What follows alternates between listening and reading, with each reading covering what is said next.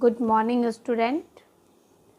आज हम लोग सेल साइकिल के कुछ एमसीक्यू को सॉल्व करेंगे, ठीक है, जो एग्जामिनेशन पॉइंट ऑफ व्यू से बहुत ही इम्पॉर्टेंट है। फर्स्ट क्वेश्चन है हमारा, हु सेड ओमनी सेलुला इज सेलुला। ये बिल्कुल क्या बोलते हैं, कॉन्सेप्ट है जो साइंटिस्ट वर्चाउ के द्वारा दिया गया था। Hooke, Brown, Virchow and Mendel, 4 option इसमें आपके दिए हुए, जिसमें से कि ऑप्शन बी आपका राइट है, वर्चाउ ने। ये बिल्कुल डायरेक्ट क्वेश्चन के फॉर्म में आपके एग्जामिनेशन में आते हैं। नेक्स्ट क्वेश्चन है, cell division as a behaviour is not present in the cell of. मतलब कि सेल डिवीजन कहाँ या किस सेल में नहीं पाया जाता है। तो गोनेट्स, स्किन, बोन मैरो, और नेक्स्ट ऑप्शन बी आपका ब्रेन। तो ब्रेन इज़ राइट, क्योंकि आपके ब्रेन में, या कह सकते हो कि नर्वस न्यूरॉन्स में जो होता है सेल डिवीज़न नहीं पाया जाता है। नेक्स्ट क्वेश्चन है आपका, the main difference between a division animal and a plant cell lies in. तो क्या डिफरेंस है प्लांट और एनिमल सेल के डिवीज़न में। तो फर्स्ट ऑप्शन आपका है cell plate formation, second option है आपका क्रोमोजोम्स मूवमेंट, थर्ड ऑप्शन मतलब सी ऑप्शन है कॉइलिंग ऑफ क्रोमोजोम, और डी ऑप्शन है क्रोमोजोम डिवीज़न। तो इसका फर्स्ट ऑप्शन ही राइट होगा, ए सेल प्लेट फॉर्मेशन, क्योंकि हम जानते हैं कि प्लांट में सेल प्लेट का फॉर्मेशन होता है और एनिमल में सेल फरो का फॉर्मेशन होता है। Option A is right, cell plate, ठीक है। नेक्स्ट ऑप्शन है, नेक्स्ट क्वेश्चन है हमारा, which of the following cell do not divide once it is differentiate. ठीक है, तो बस वही ब्रेन वाला ही क्वेश्चन ये भी है, ठीक है। तो आपका फर्स्ट ऑप्शन है इंटरस्टिशियल सेल, सी ब्लड सेल्स, बी आपका नर्व सेल्स, और डी आपका ग्लीलियल सेल है। तो इसका ऑप्शन बी आपका राइट होगा, नर्व सेल, ठीक है। नेक्स्ट क्वेश्चन है, इन अ cell that is not dividing, the chromosomes are visible as a tangle of fine thread called। ठीक है, कि जब जो क्रोमोसोम उसमें डिवाइडिंग फेज में नहीं होता है, लेकिन ये थ्रेड लाइक स्ट्रक्चर होता है, तो उस मतलब उसको क्या कहते हैं। ठीक, तो इसमें फर्स्ट ऑप्शन है क्रोमेटीन, माइक्रोट्यूब्यूल्स, न्यूक्लियोटीन और माइक्रोफिलामेंट्स। तो हमने आपको जो मेरा एक वीडियो है सेल पैकेजिंग, बहुत इम्पॉर्टेंट है, उसमें मैंने क्रोमेटीन, क्रोमोज़ोम, इसके बारे में न्यूक्लियोसोम, इसके बारे में बहुत डिटेल से मैंने डिस्क्राइब किया है। तो जो थ्रेड लाइक स्ट्रक्चर होता है उसको हम लोग क्या कहते हैं, क्रोमेटीन, यानी कि option A is right. Next question है, indirect division refers to the division of a nucleus. Indirect division, जिसमें डायरेक्ट डिवीज़न ना होता है, काफ़ी चरणों से या काफ़ी स्टेप से होकर गुजरना पड़ता है, तो उसको हम लोग इनडायरेक्ट करते हैं। उसमें हमारा ऑप्शन ए दिया है mitosis, B meiosis, C A mitosis, D A and B. तो हमारा ऑप्शन बी राइट होगा। इसमें बोथ ए और बी जो होता है इनडायरेक्ट डिवीज़न है। नेक्स्ट क्वेश्चन है 7, which of the following division is a common in a prokaryotic cell. Prokaryotic cell में कौन सा डिवीज़न मोस्ट कॉमन है। Option A mitosis, B mitosis, C meiosis, और डी ऑल ऑफ दिस। तो prokaryotic cells में हमारा option A जो होता है, ऑप्शन ए माइटोसिस डिवीज़न हमारा कॉमन होता है। तो ऑप्शन ए इज़ राइट।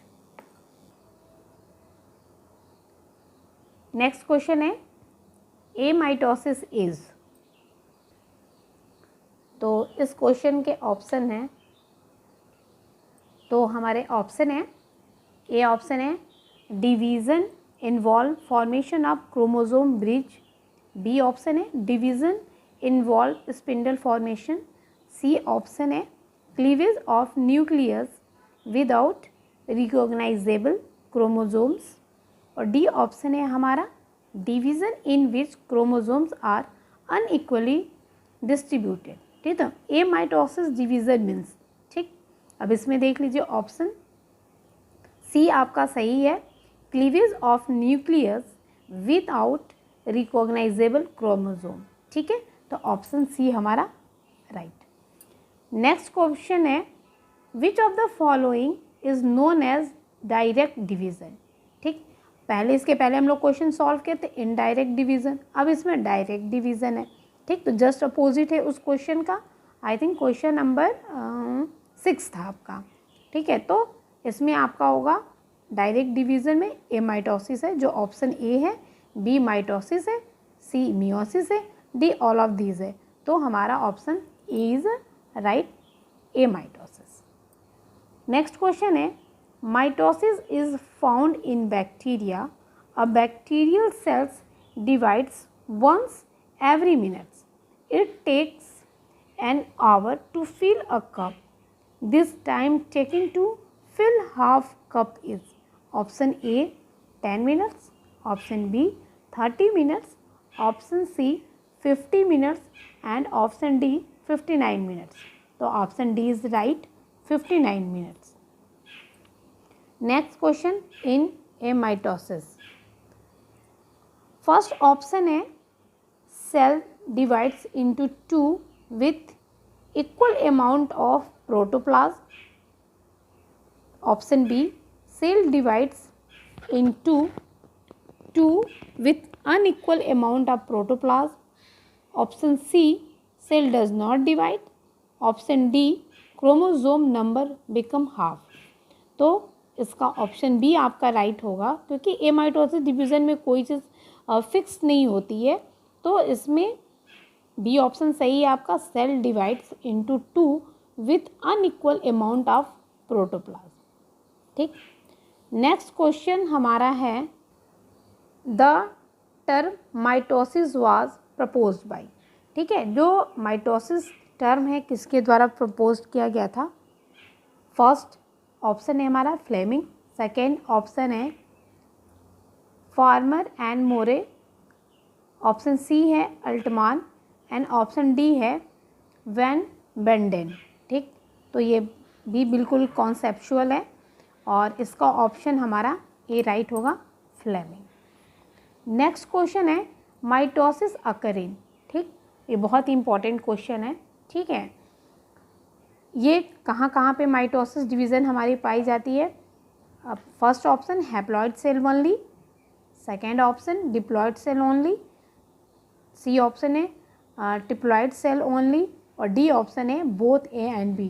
तो माइटोसिस डिवीज़न एक ऐसा डिवीज़न होता है जो हैप्लॉइड और डिप्लॉइड दोनों स्टेज में पाया जाता है, ठीक है। तो option D is a right. Next question है, interphase is also called resting stage because, interphase को रेस्टिंग फेज क्यों कहते हैं, ठीक है। फर्स्ट ऑप्शन है cell has stopped differentiation, B, cell is metabolically inactive, C, no visible change occur in the nucleus, or D, cell is not growing. The option C is a right, no visible change occur in the nucleus, ठीक है। तो option C is right. Next question है हमारा, diploid somatic cells divide by, diploid somatic cells किसके through divide होती है? Meiosis, mitosis, both mitosis and meiosis and none of these, ठीक है। तो डिप्लॉयड सोमैटिक सेल्स में मियोसिस तो होता ही नहीं है, ठीक है। तो B option is a right, ठीक, माइटोसिस ओनली। नेक्स्ट, तो नेक्स्ट क्वेश्चन है हमारा, cell division take place when the cell, ठीक है। तो सेल डिवीज़न कब टेक होता है, ठीक है। तो option A is haploid, option B become diploid, C attain optimum growth और डी एनी टाइम, ठीक।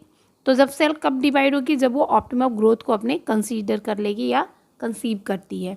तो option C is the right, attain optimum growth. Next question है हमारा, what is the proper sequence in a mitosis, क्या sequence है mitosis का? First option है telophase, anaphase, metaphase and prophase. B option है anaphase, metaphase, telophase and prophase. C option है prophase, metaphase, anaphase and telophase. और D option है metaphase, telophase, prophase and anaphase. ठीक, जैसा आप जानते भी हो कि prophase, metaphase, anaphase and telophase is the 4 stage of the mitosis and meiosis, दोनों के लिए। ठीक है, तो ऑप्शन सी इज राइट। ठीक, next question, before cell division the entire DNA content of the cell get doubles during interphase. This doubling take place throughout the interphase, at the beginning of the interphase, at the end of the interphase and D somewhere during the middle of the interphase. तो जैसा कि आप जानते हो कि S phase में होता है और S phase is the middle phase of the cell cycle. ठीक, तो option D is the right. ठीक है, somewhere during the middle of the interphase. Okay, next question, series of chains that occur in a newly formed cell till it grow the divides to form the daughter cell are called। ठीक, तो वो series जो changing होता है cell cycle में उसको क्या कहते हैं? ऑप्शन है आपका cell cycle, interphase, generating cycle और डी माइटोसिस। तो सेल साइकिल है, सेल साइकिल के अंदर इंटरफेज प्लस आपका डिवाइडिंग फेज होता है। तो A option is a right. Next question है, cell cycle is divisible into. Cell cycle में क्या डिविजिबल होता है? तो karyokinesis and cytokinesis, interphase and prophase, C interphase and mitosis phase और D M phase and S phase. तो ये होता ही नहीं, मैंने बताया था इंटरफेज और एम फेज होता है, या माइटोसिस मियोसिस फेज कर लीजिए। तो option C is the right, interphase and mitotic phase, या यहाँ पे मियोसिस भी हो सकता है। DNA synthesis occur during, DNA synthesis या डीएनए रिप्लिकेशन, डीएनए सिंथेसिस को हम लोग डीएनए रिप्लिकेशन कहते हैं। तो ये किस फेज में होता है? Interphase, prophase, metaphase and last D option है एनाफेज। ठीक, तो आप जानते हैं कि इंटरफेज में ही हमारा एस फेज आता है और एस फेज में ही डीएनए रिप्लिकेशन होता है। तो हमारा option A is a right, interphase. ठीक, और ऑप्शन ए है हमारा। ठीक, नेक्स्ट क्वेश्चन वही वाला है और नेक्स्ट क्वेश्चन हमारा है 23rd है, डीएनए रिप्लिकेशन टेक प्लेस, वही वाला ऊपर वाला ही क्वेश्चन है। ठीक है, बस थोड़ा सा उसको चेंज किया मैंने, वहाँ पे डीएनए सिंथेसिस बता दिया, यहाँ पे डीएनए रिप्लिकेशन होता है। तो डीएनए रिप्लिकेशन को ही हम लोग डीएनए सिंथेसिस कहते हैं। और ये देखिए बहुत इंपॉर्टेंट क्वेश्चन है, बहुत सारे एग्जामिनेशन में बोल रखा है। तो इसके ऑप्शन है, जैसा मैं बता रही थी कि बहुत इंपॉर्टेंट क्वेश्चन है। देखिए कितने एग्जामिनेशन में, कितने ईयर्स में ये पूछा जा चुका है। इसका ऑप्शन ए है G1, B G2, C S phase and D prophase. तो ऑप्शन बिल्कुल राइट है आपका कि एस फेज में आपका डीएनए रिप्लिकेशन होता है। Option C is a right. Next question है हमारा, condensation of chromosome with visible centromere occur during. तो सेंट्रोमियर कब हमारा दिखता है? ठीक है, ये भी आपको पता है। तो सेंट्रोमियर जो होता है विजिबल होता है G2 फेज में। ठीक है, तो condensation of chromosome with visible centromere occur during G2 phase। Option B is a right.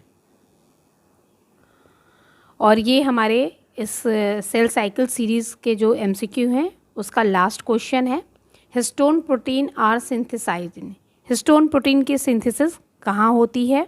ठीक है, तो फर्स्ट ऑप्शन है आपका यानी कि A S phase, B G1 phase, C prophase और डी G2 फेज।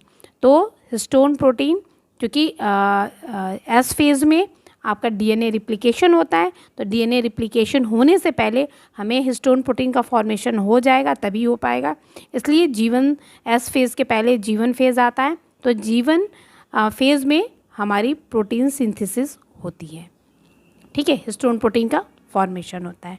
ठीक है, और ये हमारा पूरा 25 क्वेश्चंस का सेल साइकिल की ये सीरीज़ थी MCQ की, और ये यहाँ पे आप ख़त्म होती है। और आप हमारे वीडियोस को लाइक करिए, बहुत से ज़्यादा लोगों में शेयर करिए और हमारे चैनल को सब्सक्राइब करिए। Thank you.